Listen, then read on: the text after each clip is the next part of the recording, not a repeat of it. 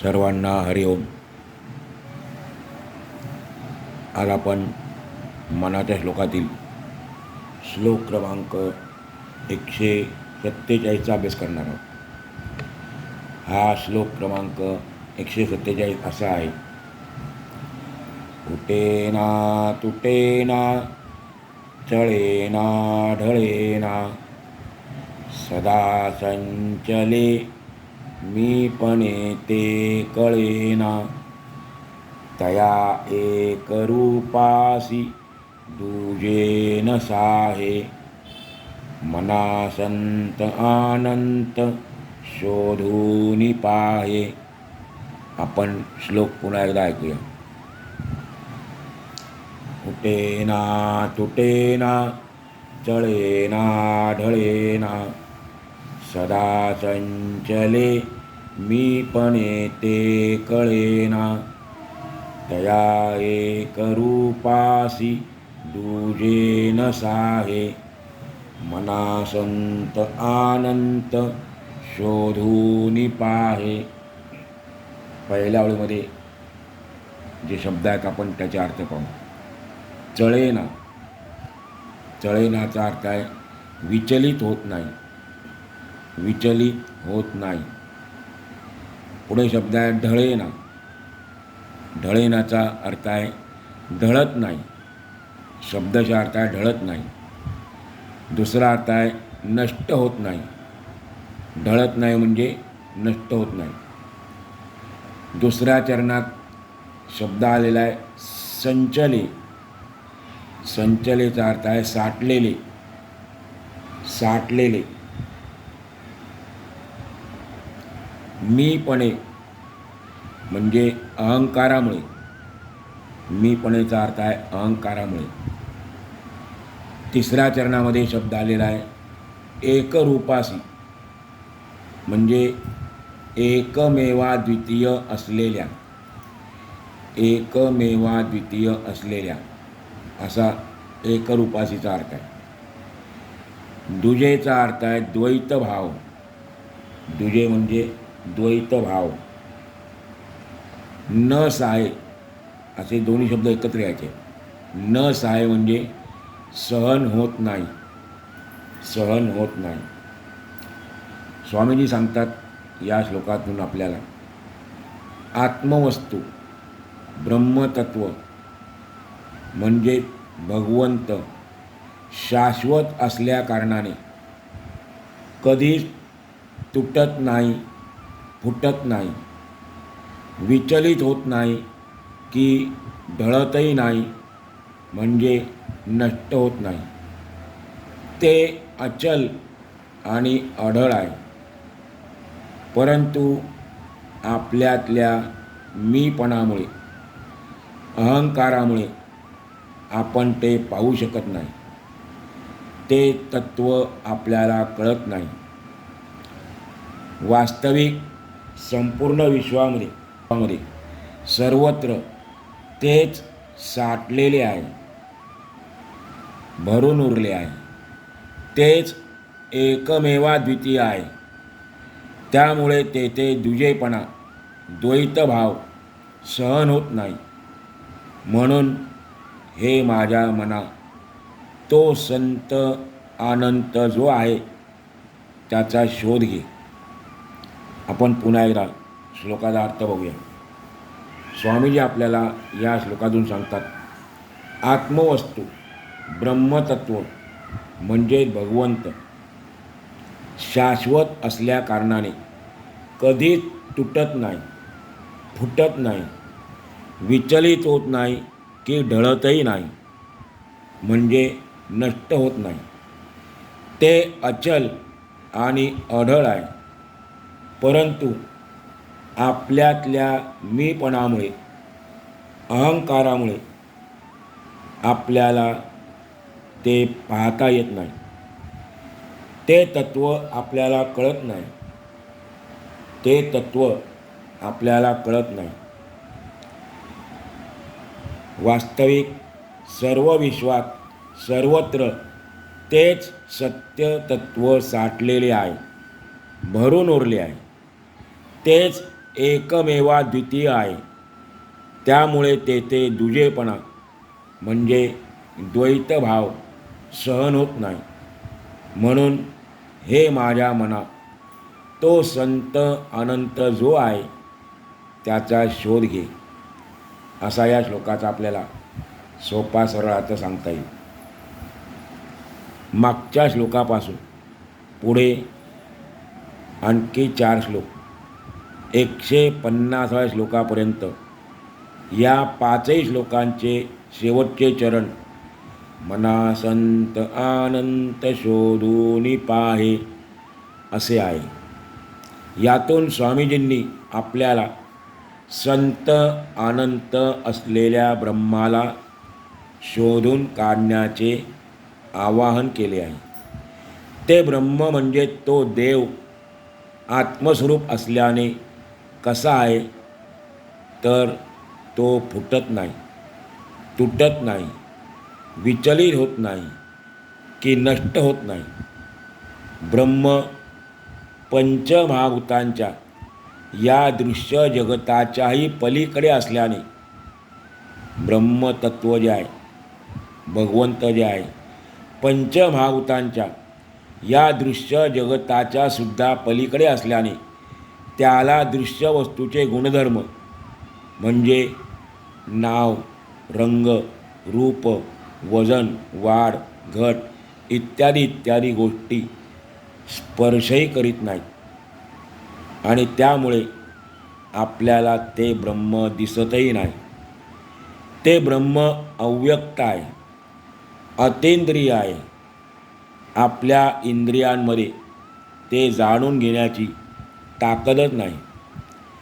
आपल्या इंद्रियांनी त्याला आकलन करणं हे शक्य नाही. समर्थ श्री दासबोधातील 6व्या दशकातील 3ऱ्या समासातून सांगतात, परमात्म स्वरूप अत्यंत व्यापक, सूक्ष्म, शाश्वत आणि सर्वदेशी आहे. सर्वदेशी म्हणजे सर्व ठिकाणी आहे, सर्वत्र आहे. आणि त्याच्या विरुद्ध हे दृश्य जगत एकदेशी, मर्यादित, सूक्ष्म आणि अशाश्वत आहे. परमात्मा स्वरूपाच्या बिलकुल उलट दृश्य जगत आहे. दृश्य जगतातील प्रत्येक गोष्टी आहेत कशा आहेत? एकदेशी म्हणजे त्या एका ठिकाणी एकाच अवस्थेत असतात, एका ठिकाणी येऊ शकतात. भगवंतासारख्या त्या वस्तू सर्वत्र नसतात. दुसरं, मर्यादित असतात, सूक्ष्म असतात आणि अशाश्वत असतात. तरी पण असं असलं तरी पण हे सर्व दृश्य त्या परमात्म स्वरूपातूनच उत्पन्न झालेले दिसते. हे जे आपण दृश्याचे गुणधर्म पाहिले, हे दृश्य जे आहे त्या परमात्म्याच्या स्वरूपातूनच उत्पन्न झालेले आहे. त्यातच ते तगून राहते. स्वामीजी सांगतात, त्या परमात्म स्वरूपातच हे दृश्य जगत तगून राहते, काही काळ टिकते आणि शेवटी त्यातच ते विलीन होते. ते आत्मस्वरूप सदा सर्व काळ घनदाट, निर्मळ आणि निश्चळ असते. आत्मस्वरूपाचं या ठिकाणी वर्णन करतात. ब्रह्मतत्व, भगवंत तत्व, परमात्म तत्व जे आहे त्याचं वर्णन करतात स्वामीजी. ते अखंड आहे, कारण त्याचे भाग किंबहुना तुकडे करता येत नाहीत. विश्वामध्ये जे जे काही विशाल आहे त्यापेक्षाही ते अतिशय विशाल आहे. ते आकाशापेक्षाही व्यापक आणि अधिक सूक्ष्म आहे. आपण जर पाहिलं, विचार केला व्यावहारिक दृष्टीने, तर सर्वामध्ये व्यापक कोण आहे तर आकाश आहे. आकाशच सर्वत्र पसरलेला आहे. जशी एकही जागा अशी नाही, एकही ठिकाण असं नाही, एकही स्थळ असं नाही की ज्या ठिकाणी आकाश नाही.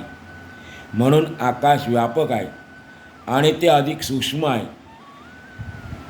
आपल्या डोळ्यांना दिसतं ते आकाश नाही. आपल्या डोळ्यात तर ते आपण निळं ढग म्हणतो, निळे आलेला आकाश, तर ते नाही. आकाश म्हणजे अवकाश, पोकळी म्हणतात त्याला, स्पेस असं नाव त्याला. आणि ती पोकळी किंवा ते आकाश अतिशय सूक्ष्म आहे. भगवंताच्या स्वरूपाला आकाश तत्वाची उपमा दिली जाते, परंतु ते भगवत तत्व जे आहे त्यापेक्षाही व्यापक आहे, आकाशापेक्षाही व्यापक आहे, अधिक सूक्ष्म आहे. इंद्रियांना ते दिसत नाही. आकाश तरी आपल्या डोळ्यांना दिसतं, पण जे तत्व जे आहे, ब्रह्म आहे, ते इंद्रियांना दिसत नाही, मनाला ते भासत नाही, ते उत्पन्न होत नाही आणि त्यामुळे नाशही पावत नाही. म्हणून असं म्हटलेलं आहे, ते अनादी आणि अनंत आहे. ब्रह्मतत्व, भगवतत्व अनादी आहे, अनंत आहे. ते कोठे जातही नाही आणि येतही नाही, असे ते परब्रह्म आहे. चळणे व ढळणे म्हणजे बदल होणे हे दृश्याचे धर्म आहेत, दृश्य जगताचे धर्म आहेत. दृश्य जगत चळतं ढळतं, पण हे धर्म त्या परब्रह्माच्या ठिकाणी नाहीत. अर्थात ते चळत नाही, ढळत नाही, ते तुटत नाही की फुटत नाही. ब्रह्माचा अंत नसल्याने ते सदा सर्व काळ स्थिर असते. ब्रह्माला आपण कल्पनेने जाणण्याचा प्रयत्न केला तर आपल्याला ब्रह्माबद्दल कल्पना करता येत नाही, कारण ते कल्पनातीत आहे, कल्पनेच्या पलीकडचं आहे, कल्पनारहित आहे. ते दृश्याहून अगदी निराळे आहे, ते दृश्याहून अगदी निराळे आहे. दृश्य रूप, दृश्य जे आहे ते रूप लय पावल्यानंतर, म्हणजे या दृश्य जगताचा विनाश झाल्यानंतर शून्य उरते. पण शून्याला आकार आहे, जे ब्रह्म आहे ते निराकार आहे. शून्याला आकार आहे. शेवटी आपण म्हणतो गणितामध्ये शिकला की शेवटी शून्य आलं पाहिजे. मग ते शून्य दाखवायचं कसं? रक्कम तर नाही, अंक तर नाही, मग काहीतरी दाखवायला पाहिजे. म्हणून आपण एक आकार काढतो, गोल आकार, त्याला शून्य म्हणतो. असा त्या शून्याला आकार आहे, पण त्या ब्रह्मतत्वाला, भगवंताला आकार नाही, निराकार आहे. आपण सर्व इंद्रियांना जाणण्याचा प्रयत्न केला, आपल्या सर्व इंद्रियांनी आपण त्याला जाणण्याचा प्रयत्न केला तर ते न कळणारे आहे. ते इतके सूक्ष्म आहे की ब्रह्मादिकांनासुद्धा ते कळत नाही. त्या परब्रह्मात विभाग नाहीत. आपण आता पाहिलं, त्याचे तुकडे होत नाहीत, म्हणून त्याची रचना करता येत नाही. असे ते सगळीकडे ठासून भरलेले असल्याने, संचलेले असल्याने, कोंदाटलेले असल्याने सदा सर्वदा आपल्या समोरच आहे. ते अत्यंत निर्दोष आणि अगदी निव्वळ आहे. आकाश पाताळ व्यापून असल्या कारणाने ते परमतत्व, ती आत्मवस्तू सर्वांच्या अंतर्यामी वास करते आहे. सर्वांच्या अंतरंगामध्ये ते तत्व राहते आहे. विश्व आले गेले म्हणजे निर्माण झाले आणि लय पावले, तरी ब्रह्म अविनाशी असल्याने सर्वांना व्यापून राहते. ते जसे आहे तसेच राहते, ते जसे आहे तसेच राहते. त्याच्यामध्ये कोणताही परिवर्तन होत नाही, त्यामध्ये कोणतेही स्थित्यंतर होत नाही. एक उदाहरण दिलं जातं. समजा कुंभाराने मातीचा एक घडा तयार केला. तो घडा तयार होण्याच्या अगोदर आकाश असतेच, आहेच. घडा तयार झाल्यानंतर त्याच्या पोटातील पोकळीमध्ये सुद्धा ते आकाश असते, म्हणजे आहेच. घडा तयार केला आपण आणि त्याच्या आतमध्ये पाहिलं तर त्या पोकळीमध्ये सुद्धा आकाश आहेच. पण घडा फुटल्यानंतरसुद्धा ते मूळचे आकाश नाश पावत नाही, ते जसेच्या तसेच राहते. त्याच्यामध्ये एवढे चराचर विश्व उत्पन्न होते आणि नाश पावते, तरी ते ब्रह्म अगदी निश्चळ आणि स्थिर राहते. चराचर विश्व उत्पन्न होते, त्याचा नाश होतो, पण जे मूळ तत्त्व आहे, ब्रह्मतत्व आहे, ते निश्चळ आहे आणि ते स्थिर राहते. जे जे काही निर्माण होते ते मुळी आधीपासूनच ब्रह्माने परमात्मतत्वाने व्यापलेले असते. जे जे काही आपण निर्माण झालेले पाहतो ते मुळामध्ये आधीपासूनच, अगोदरपासूनच ब्रह्माने म्हणजे परमात्मतत्वाने व्यापलेले आहे. आणि उत्पन्न झालेले सर्व काही, जे जे आपण पाहतो उत्पन्न झालेले सर्व काही, त्याचा नाश पावल्यानंतर, त्याचा नाश झाल्यानंतर शाश्वत ब्रह्म पुन्हा जसेच्या तसेच शिल्लक उरते. कारण निर्गुण स्वरूपाला जन्म नाही आणि म्हणून मरण नाही, पाप पुण्यसुद्धा नाही. म्हणून जो निर्गुण निराकार परमात्म्याशी समरस होतो तो मुक्त होतो. समर्थ सांगतात, जो निर्गुण निराकार परमात्म्याशी समरस होतो, एकरूप होतो, विलीन होतो, तो मुक्त होतो. पण ही सारी गोष्ट आपल्यासारख्या सामान्य माणसाला कळत नाही.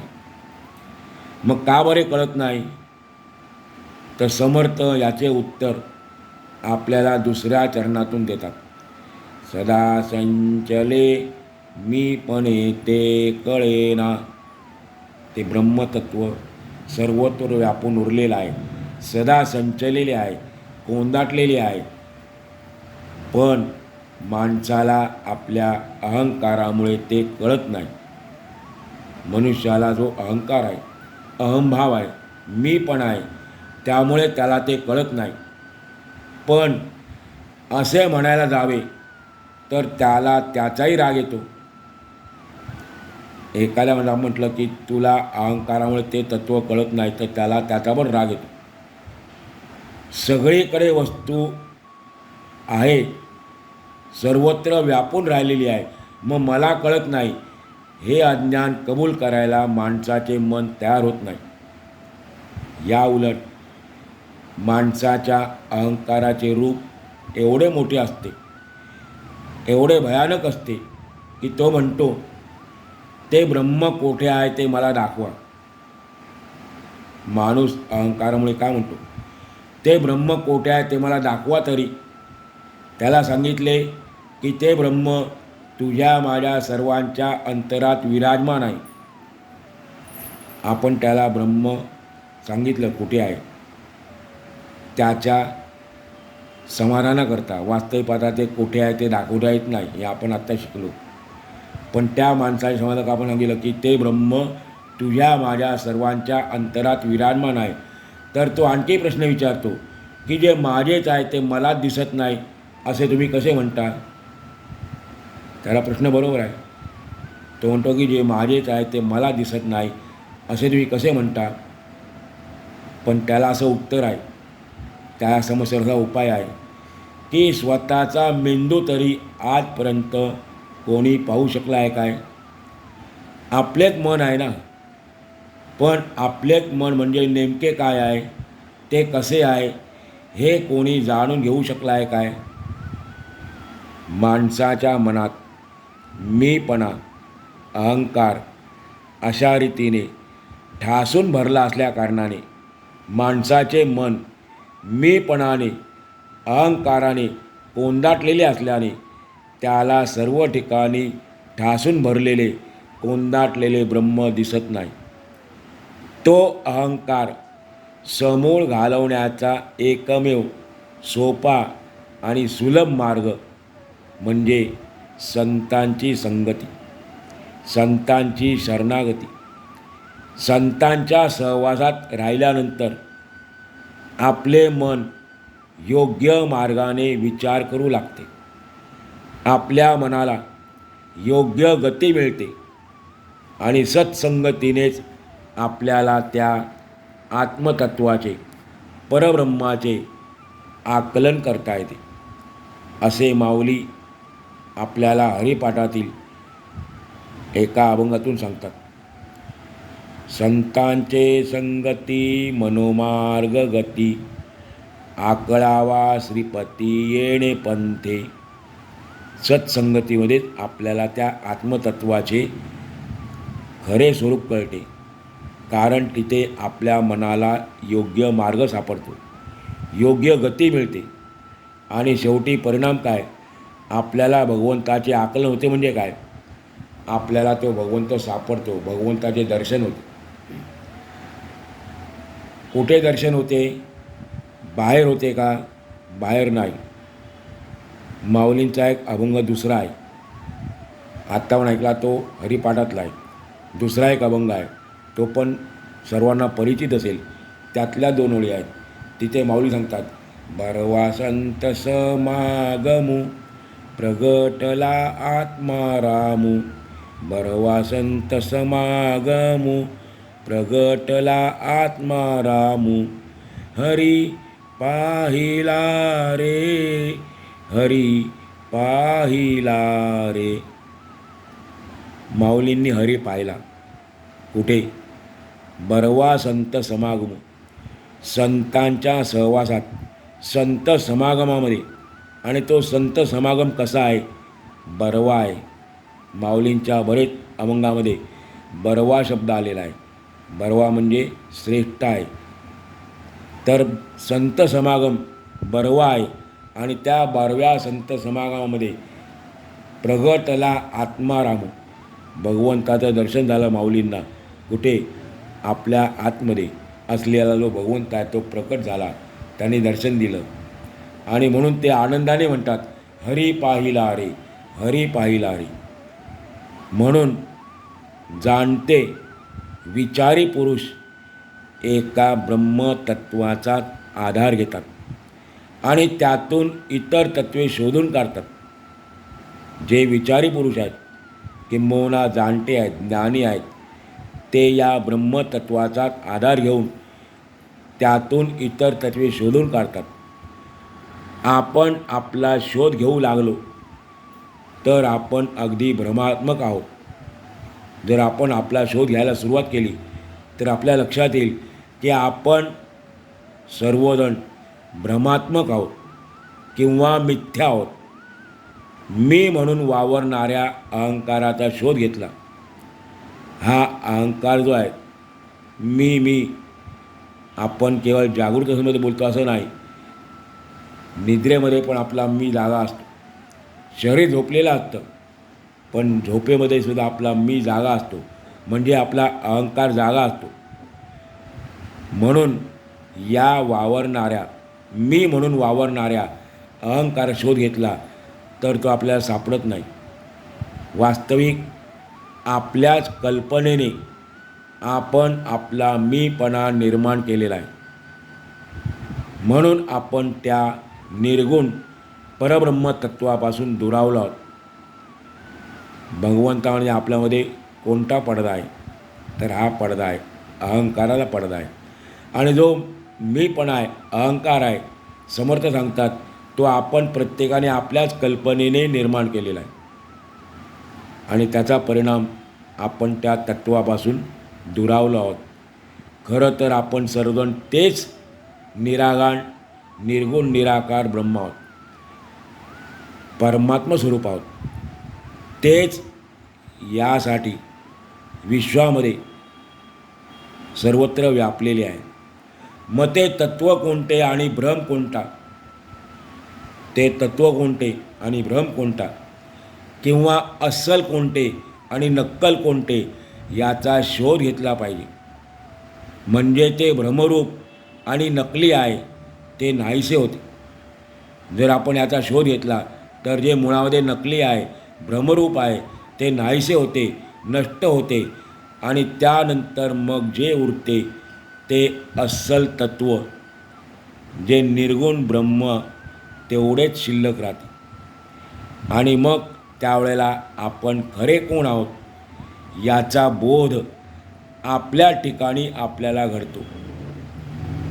म्हणजे आपल्या कल्पनेतला खोटा मी गेला की शुद्ध मी शिल्लक राहतो. तेच निर्गुण आत्मस्वरूप मी आहे, तेच निर्गुण आत्मस्वरूप जे आहे ते मी आहे याचा आपल्याला अनुभव येतो. पण हा अनुभव आपल्याला देणारे कोण असतात? सद्गुरू असतात. सद्गुरूंच्या मार्गदर्शनाशिवाय आपल्याला हा अनुभव येत नाही, किंबहुना हे आपल्याला कळतही नाही. आज आपण या ठिकाणी आजचा पूर्ण करू.